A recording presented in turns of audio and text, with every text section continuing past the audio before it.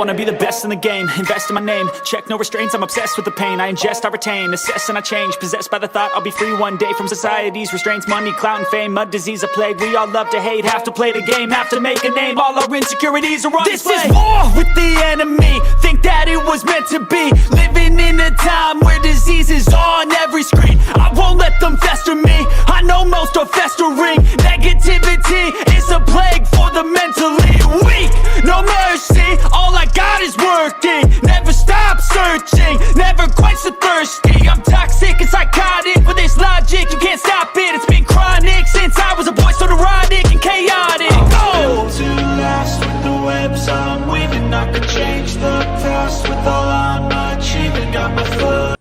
Good day everyone! This presentation is about VHF radio communication, focusing on the three priority messages used in maritime operations: distress, urgency, and safety messages. These messages are essential for ensuring the safety of life at sea and for maintaining effective communication between vessel and coast stations. Each type of message follow a standardized format and procedure to avoid misunderstanding and to allow a quick coordinated response during emergencies. I will demonstrate how Mayday, Pan-Pan, and security messages are proper transmit using VHF channel 16. Mayday, Mayday, Mayday. This is MVC Star, MVC Star, MVC Star. Call sign, Delta Uniform Alpha Bravo, MMSI, 548123456. Mayday, my position is 14 degree, 35 minutes north, 120 degree, 58 minutes east. We are taking on water and sinking. We require immediate assistance. There are 12 persons on board. We are abandoning it. Over.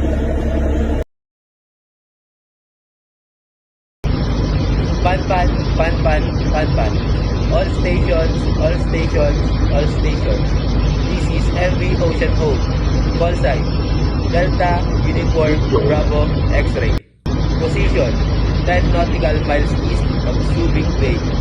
We are engine failure and are drifting. No immediate danger to life. We request tag assistance. There are 8 persons on board. Over.